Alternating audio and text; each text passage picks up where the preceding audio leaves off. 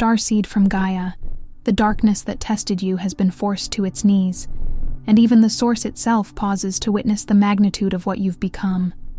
I am Ophelia, emissary of the Galactic Federation, and I bring word from the Arcturian Council about the surge of ancient codes that erupted from within your being, dismantling every distortion that dared rise against your awakened frequency. By the end of this transmission, you'll understand exactly what activated inside you during your moment of supreme power, and why the higher realms now regard you as a being far stronger than even they anticipated. But here's the first revelation. The codes that erupted weren't borrowed power or temporary assistance. They were your own galactic DNA finally remembering its true origin and unleashing the authority you've carried across lifetimes. You didn't find this message by accident. Your soul called this transmission into your field because something extraordinary has shifted in your energetic signature, and the cosmic councils are taking notice. This isn't content you're consuming. It's intelligence being downloaded directly to support your next phase of activation, like this transmission to signal to your star family that you recognize your emerging power. Subscribe if your ancient codes are surfacing and you're ready to understand the full scope of your galactic inheritance. Comment your star origin if you felt that surge of recognition, and reply to another awakening soul to amplify the collective remembrance field. This moment isn't random. Your consciousness magnetized this truth because you're crossing the threshold from seeker to activated guardian. You are not here by accident. Most people think the darkness they face is a measure of their failure or a sign that they're lost. They look at the heavy seasons, the lonely rooms, the unanswered prayers, the relationships that collapse, the doors that refuse to open, and they decide the darkness is a verdict, a sentence, proof that something is wrong with them. They interpret the weight as condemnation, as if the universe is stamping them with a mark that says unworthy, delayed, forgotten. They take the silence of heaven and translate it into rejection. They take the coldness of people and call it fate. They take the ache in the chest and name it weakness.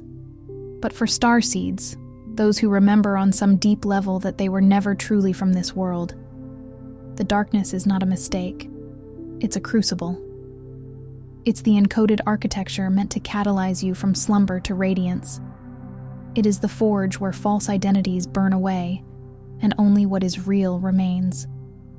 It is the underground chamber where the seed splits open, not because it is dying, but because it is becoming. It is the ocean trench, where pressure is so great that anything hollow collapses, and only what is solid can endure. The truth is, the deeper your shadow, the brighter your cosmic origin. This isn't poetic, it's energetic law. Like a star that must compress under unimaginable pressure before it ignites into a sun, your soul often meets density, not because you are cursed, but because you are powerful enough to transmute it. Some beings are not sent into the storm to be destroyed. They are sent into the storm because their presence changes the weather. And this is why your life may have felt like wave after wave, as if the tide keeps returning before you can even catch your breath. It's because you're not here to merely survive Earth's density. You're here to alter it, to convert it, to make it yield to higher order. Even the scriptures whisper this pattern through different language. The light shines in the darkness, and the darkness has not overcome it. And consider how often the sacred texts speak of refining, of purification, of fire that does not burn to punish but to reveal.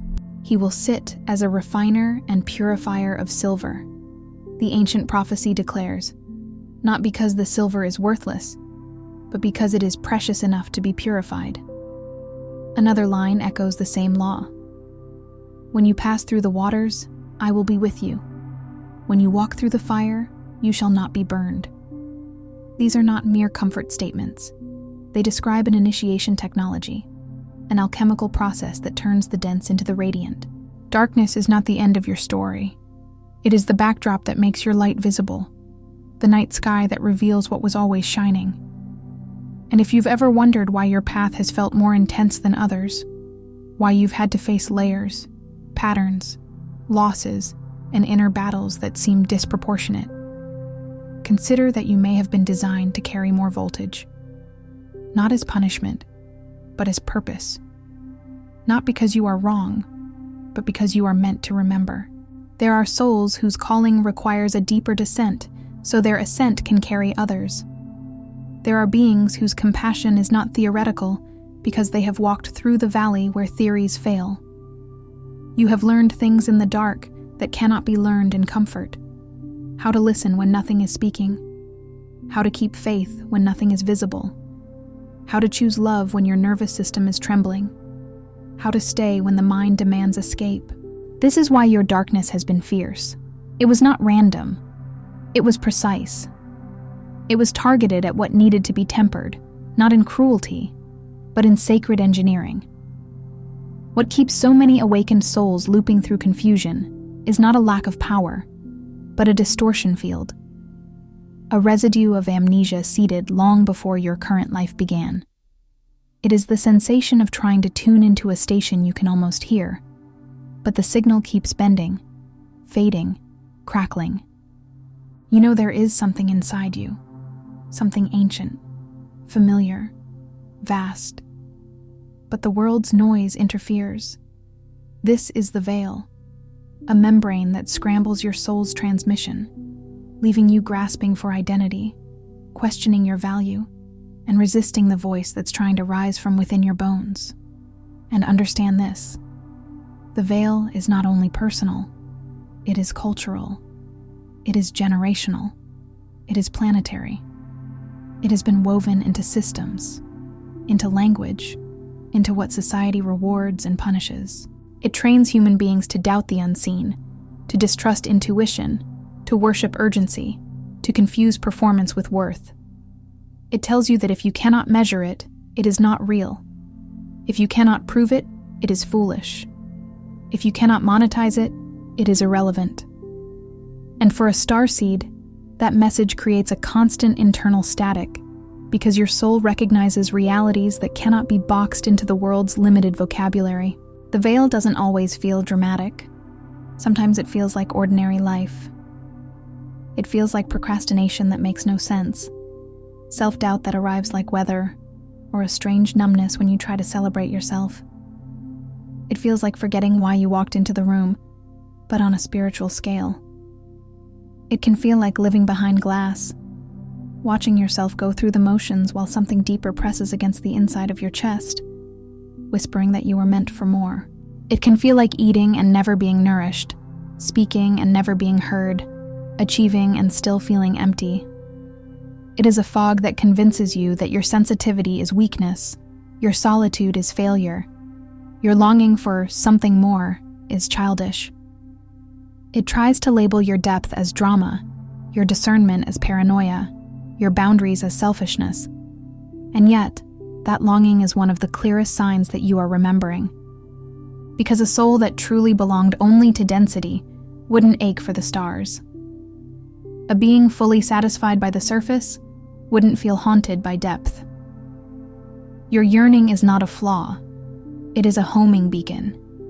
It is the inner compass that refuses to accept exile as normal.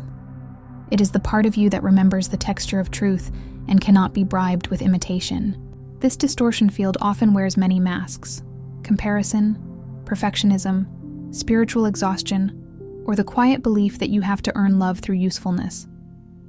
Sometimes it wears the mask of being the strong one who never asks for help, because somewhere along the line, you learned that your needs were inconvenient.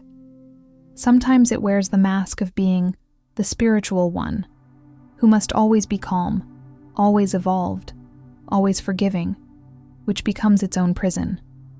Sometimes it wears the mask of cynicism, a protective coating over disappointment. And the cruelest part is that the veil can mimic your own voice. It can sound like you. It can borrow your tone. It can say, "This is just who you are," when in truth it's a program running through you, not the essence of you. It can say, "You're too much," when you are simply true. It can say, "You'll never change," when change is already happening in the unseen. It can say, "If you were really powerful, you wouldn't feel this," when the very intensity of what you feel is evidence that your system is awakening to its own sensitivity and scope. But there's another reason you sometimes feel severed from your own light. On Earth, you were encoded to forget, so you could experience the density, forget your radiance, and then remember it by choice, not by accident. That is the sacred game. That is the initiation. You didn't come here to be handed your truth like a trophy. You came here to uncover it like buried gold. And buried gold is not found by a casual glance. It is found by those willing to dig through layers of soil, stones, and time. The illusion of separation, the ache of "I am not enough," the cycles of rejection or despair. These are energetic scripts placed between you and your remembering. They are not punishments. They are invitations. Invitations to choose your light when no one is clapping. Invitations to stand in your value when the world is indifferent. Invitations to forgive, to release, to begin again. And yes, sometimes the invitation feels like it comes wrapped in thorns. Sometimes the invitation comes as betrayal, because betrayal forces you to stop outsourcing your worth. Sometimes it comes as heartbreak, because heartbreak breaks the shell that kept you small. Sometimes it comes as loss, because loss reveals what is eternal in you. Consider how the old stories in every tradition echo this. The exile before the return, the wilderness before the promised land, the tomb before resurrection. Moses does not step into leadership without the desert. Joseph does not rise without the pit and the prison. The Buddha does not awaken without leaving the palace and meeting suffering face to face. Even the Messiah archetype is not crowned without the cross, not glorified without the garden of surrender where the human self trembles and the divine will speaks. Even your nervous system, in its own language, knows this rhythm. Contraction, then expansion, night, then dawn. Your chest tightens before it opens. Your tears fall before your clarity arrives. The body shakes before it releases what it has been holding. Earth is a school of density where you learn how to hold light inside limitation. And the forgetting is not a flaw in the curriculum. It is the curriculum. If you remembered everything too easily, you might never develop the spiritual muscle of choice. You might never learn devotion, courage, discernment, patience, humility, or true compassion. You might never discover what your light can do when it is pressed, questioned, delayed, or misunderstood.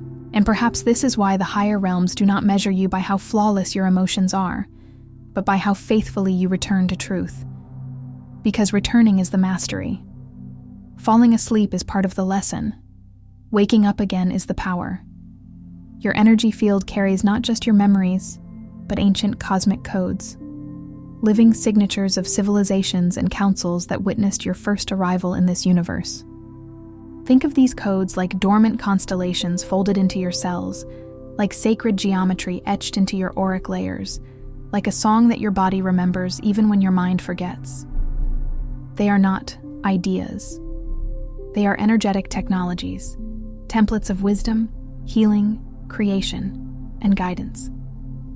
They are what some traditions call gifts of the spirit, and others call seedus, and others call remembrance, and others call divine inheritance. Different languages, same truth. You carry something that can only fully awaken when your frequency matches its design. When you hide your light, disown your mission, or collapse into the smoke of confusion, those codes cannot activate. Why? Because the vibration of fear, shame, or simple numbness overrides the frequency required to ignite them. It is like trying to light a candle underwater. The candle is not broken. The environment is incompatible with ignition. Fear compresses your field. Shame fractures your signal. Numbness puts the soul to sleep. And all the while, those cosmic codes remain inside you, patient, waiting for coherence, waiting for you to become a clear vessel again. This is why so many starseeds feel physical symptoms when they deny themselves: tightness in the chest, pressure in the head, fatigue with no medical explanation, sudden waves of emotion that seem to come from nowhere. Your system is trying to recalibrate, trying to move energy that cannot stay stagnant without consequence. Sometimes the body becomes the messenger when the mind refuses to listen. Sometimes anxiety is not a disorder. It is an alarm bell that you are living out of alignment. Sometimes exhaustion is not laziness. It is the soul pulling the plug on a life that is draining you of essence. Sometimes insomnia is the consciousness refusing to fully shut down because something unresolved is calling for your attention. The light inside you is not content to remain buried. It will knock. It will rumble. It will send dreams, synchronicities, repeated numbers, strange encounters, and intuitive warnings. It will arrange accidental meetings and sudden endings. It will break your routines when your routines become cages, not to torment you, but to guide you. The most hidden truth? The darkness wasn't meant to consume you. It was meant to reveal you, not to define you, but to refine you. There is a difference between darkness as an enemy and darkness as a mirror. As an enemy, you fight it blindly and become exhausted. As a mirror, you look into it and see what has been asking to be healed, what has been asking to be loved, what has been asking to be integrated. And integration is the true victory. Not domination, not suppression, wholeness. The inner radiance that emerges as you pierce through your own distortion is not only self-healing, it ripples outward, erasing illusion from the collective grid. The scriptures call this being the salt of the earth, the preservative that keeps decay from spreading. They call it being a city set on a hill that cannot be hidden, not because you are trying to be seen, but because truth naturally emits light. When you activate this light, you summon the recognition of galactic councils, guides, and the endless source itself. This moment is not small. This is initiation. There are thresholds in consciousness where you do not simply feel better, you become different. You become calibrated to truth. The things that used to hook you no longer have the same grip. The old triggers still exist, but you can see them from a higher ledge. You can feel the wave rise without drowning in it. You can watch a thought form without automatically calling it you. You begin to distinguish between sensation and identity, between emotion and destiny. This is what initiation looks like in real life. You respond instead of react. You choose clarity instead of spiraling. You remain open-hearted without being naive. You begin to sense that every challenge is not random, but arranged. An orchestration of lessons designed to awaken the exact codes you carry. Even the things you once hated about your journey begin to reveal their hidden intelligence. The betrayal taught discernment. The loneliness taught communion. The confusion taught you how to trust the inner compass when external maps fail. And when you cross that threshold, it is as if your soul sends out a beacon. The unseen recognizes you. The right people appear. The right messages arrive at the right time. The synchronicities multiply because you have become a match for them.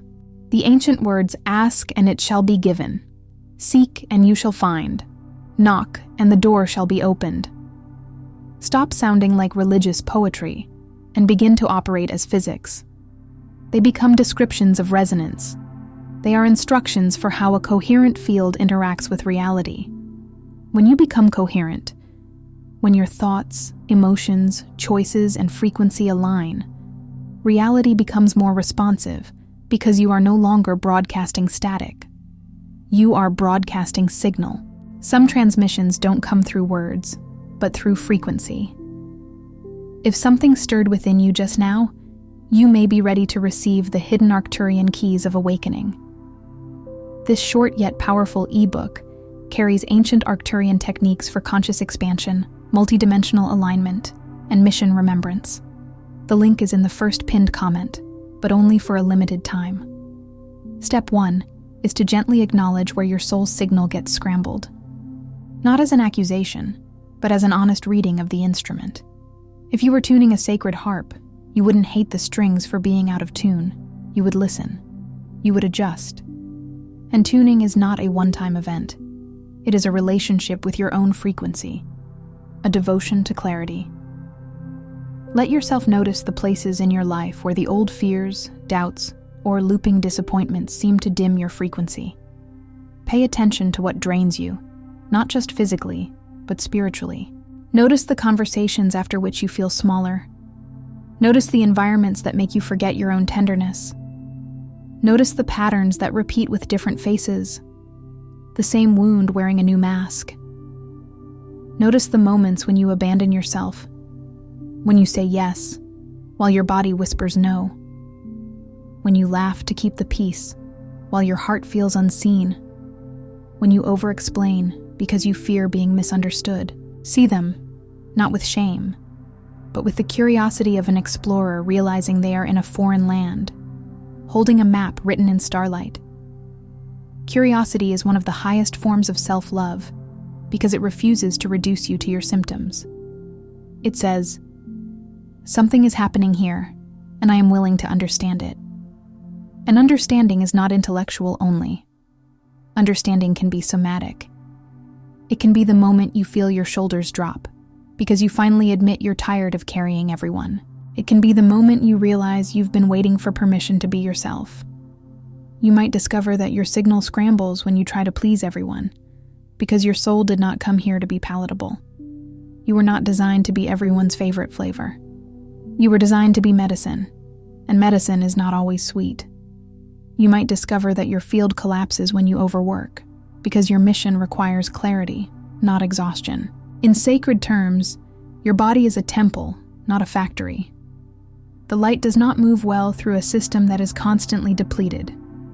You might discover that your doubts spike right before breakthroughs, because the veil senses the light rising and tries to distract you. This is why ancient traditions speak of spiritual warfare, not as superstition, but as the internal battle between old programming and emerging truth. The closer you get to the door, the louder the mind becomes. The nearer you come to freedom, the more the old chains rattle. This is why gentle awareness is so powerful. It turns your pain into information, and information into liberation. It allows you to witness your patterns the way the sky witnesses weather, without becoming the storm. Now, let yourself sense the blueprint beneath the distortion. Beneath every trigger is a treasure. Beneath every shadowed pattern in your life lives a living record, your personal star map, embedded deep within your DNA. This blueprint pulses with frequencies not of earthly origin, but of cosmic memory. It is like a library of light stored in your cells, a set of coordinates pointing you back to your true home, not as a place in the sky, but as a state of being. Your job is not to fix yourself, but to remember that who you are was never broken, only encoded, waiting for a frequency shift. Even Scripture echoes this encoded reality in its own way when it says you are fearfully and wonderfully made, and when it speaks of the hidden man of the heart, implying that the truest identity is not the surface personality, but the inner being that cannot be manufactured. So many people approach awakening as if they are a problem to solve. But the soul is not a malfunctioning machine. The soul is a sacred intelligence, and sometimes what looks like brokenness is actually a protective strategy you adopted to survive a world that didn't understand you. Sometimes your withdrawal was self-preservation. Sometimes your sensitivity was mislabeled. Sometimes your longing was dismissed. Sometimes your innocence was exploited, and you learned to armor. Sometimes your gifts were mocked, and you learned to hide. But the blueprint beneath it all is still intact. Like a seed buried under winter soil, it has not died. It has been waiting for warmth, waiting for water, waiting for the season that matches its design. And that season may be now. In nature, the seed does not panic because it cannot see the sun. It trusts the invisible timing written into it. And you too have timing written into you. A divine schedule that doesn't always match the mind's impatience, but always matches the soul's readiness. As you awaken these codes, call your higher self fully into this physical timeline. Not as a distant, abstract concept, but as an embodied presence. Invite your greater consciousness into your choices, your tone, your posture, your boundaries, your habits, your home. Imagine your higher self not as a faraway being watching you from above, but as the most truthful version of you stepping closer, standing behind your eyes, breathing through your lungs. Ground your multidimensional wisdom by anchoring new beliefs, daily rituals, or even just 10 seconds of conscious breath. 10 seconds can be a portal if you are fully there. One breath taken with awareness can realign an entire day, because breath is the bridge between the seen and unseen. In the ancient languages, breath and spirit are often the same word: ruach, pneuma, prana. This is not coincidence. Breath is spirit moving through matter. Every time you choose radiance over reaction, you bring another strand of your galactic template into tangible reality. This is the doorway where purpose stops being an idea and starts becoming your emanation. Purpose isn't only what you do, it is what you transmit. It is the way you enter a room and shift the atmosphere. It is the way your presence calms chaos, or your honesty breaks a spell, or your compassion makes someone feel safe enough to remember themselves. It is also the way you refuse to betray your own inner knowing, even when it would be easier to stay silent. It is the way you choose truth when manipulation is offered as comfort. Anchoring the higher self can look very simple. Drinking water with intention, cleaning your space as if you are clearing timelines, speaking to yourself with reverence, leaving situations that require you to shrink. It can look like saying no without guilt, like keeping promises to yourself, like choosing rest as an act of spiritual discipline. It can look like putting your hand on your chest and asking, quietly, "What is true right now?" and then listening without rushing to override the answer. When you do these things, you aren't being perfect. You are being coherent. You are aligning your human life with your soul's signature, so the codes can finally run through without distortion. Once you stabilize your greater awareness, activate your inner field, not by forcing, but by allowing. Your vibrational signature is a transmission far beyond words, a harmonic that dissolves illusion and recalibrates reality around you. You are not here to convince or convert, simply to emanate frequencies that awaken others by presence alone. This is how real planetary change begins. Frequency meets frequency. Fields merge. Grids awaken. Think of yourself like a lighthouse. A lighthouse does not chase ships. It does not argue with the storm. It stands rooted, powered from within, and it shines. And the ships that are meant to find shore adjust their course when they see the light. There are people who will argue with concepts all day, but one moment of meeting a coherent being can undo years of cynicism. One encounter with genuine peace can make someone question the war they've normalized inside themselves. And this is why your healing matters even when no one applauds it. Your field is not a metaphor. It is a living broadcast. Your heart is not just an organ. It is an interface. Science has its own language for coherence, rhythms, and electromagnetic fields. But the spiritual truth is older than science's vocabulary. What you hold inside you shapes what forms around you. When you hold compassion without enabling, when you stand in truth without cruelty, when you remain open without losing discernment, you become a tuning fork for the collective. And the collective is hungry for coherence. The world is saturated with noise. Information, outrage, performance, fear. A stabilized starseed field is like clean water in a thirsty land. People might not know why they feel better around you. They might not even like you at first, because your frequency exposes what they've been hiding from themselves. Light reveals. That is what it does. It reveals tenderness under anger, grief under control, fear under arrogance. Your presence can make others uncomfortable, not because you are doing something wrong, but because you are doing something real. But your job is not to be understood. Your job is to be true. And truth, spoken with love, is one of the most advanced technologies in any universe. As you activate your inner field, you may notice strange shifts. Conversations resolving without effort, opportunities arriving out of nowhere, old attachments falling away, emotions moving through more quickly. You may also notice the opposite at first: discomfort, purging, irritability, a sense of being raw. That is not failure. That is detoxification. When a system becomes clearer, what was hidden becomes visible. When a room is finally lit, you see where the dust has been. This is not chaos. It is recalibration. It is the grid responding to your upgrade.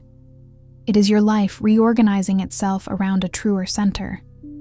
And sometimes, what leaves was never aligned with you. Sometimes what collapses was built on the old version of your frequency. Finally, trust your timeline.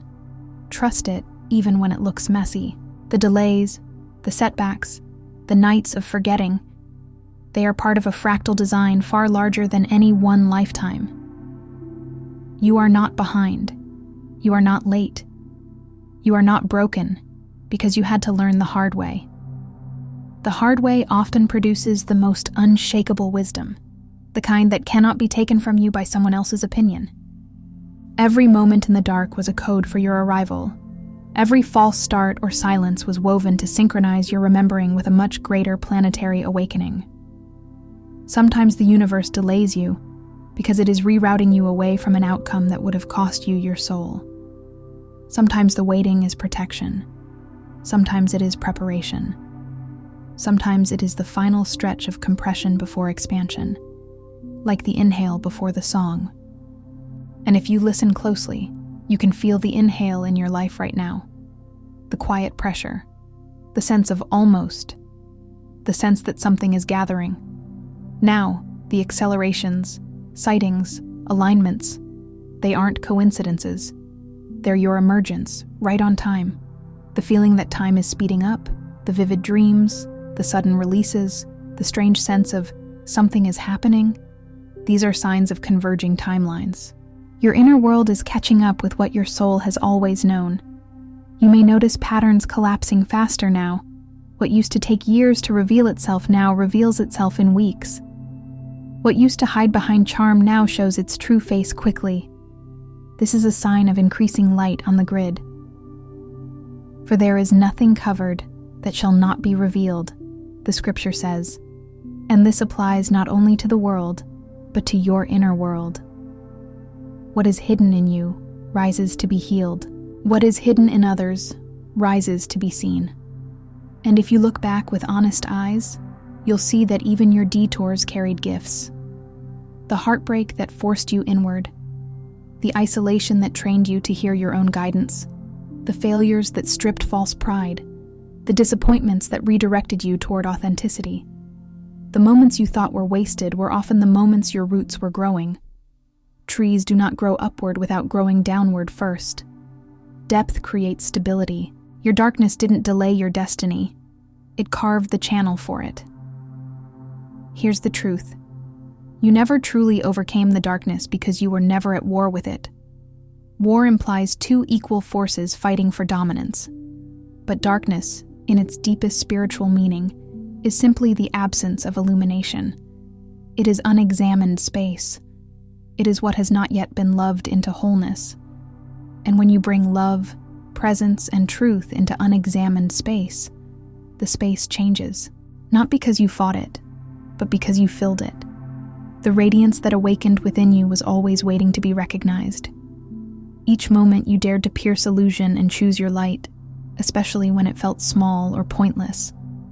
There were councils of ancient wisdom, star families, and the very primal source witnessing your choice, not judging you, not measuring you by perfection, but witnessing your courage to return to yourself. Heaven does not applaud performance. It witnesses authenticity. It witnesses the moment you refuse to abandon your own heart. It witnesses the moment you forgive without forgetting your value. It witnesses the moment you stop begging for crumbs and remember you were made for nourishment. You are not a seeker stumbling in the dark. You are the answer. The code carrier whose activation signals not only your own remembering, but a ripple that reaches into the original blueprint of existence itself. That ripple matters more than you can see, because when one being remembers, it becomes easier for another to remember. When one person ends a pattern, the collective loses a thread of distortion. When you choose truth in a moment where you could have chosen numbness, you do not only heal your life, you heal the field. You become evidence that transformation is possible. And evidence is powerful medicine in a world addicted to despair. And this is why your path has felt so weighty at times. Your choices reverberate. Your awakening is not private. It is ecological. Like a river cleaning itself upstream, everything downstream benefits. Like a single clear note in a room full of dissonance, your coherence invites others into harmony. The light you bring is not just for you. It is the correction of distortion in the web of creation. With every step you take back into your true radiance, you restore what was always yours. Recognition, alignment, and belonging not only with Earth, but with the infinite. Belonging is not something you beg for from people who cannot see you. Belonging is something you reclaim by standing in your essence.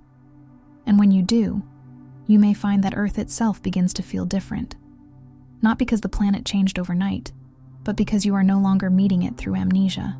You are meeting it through remembrance. You start to see the sacred through the ordinary. Sunlight on a floor becomes a message.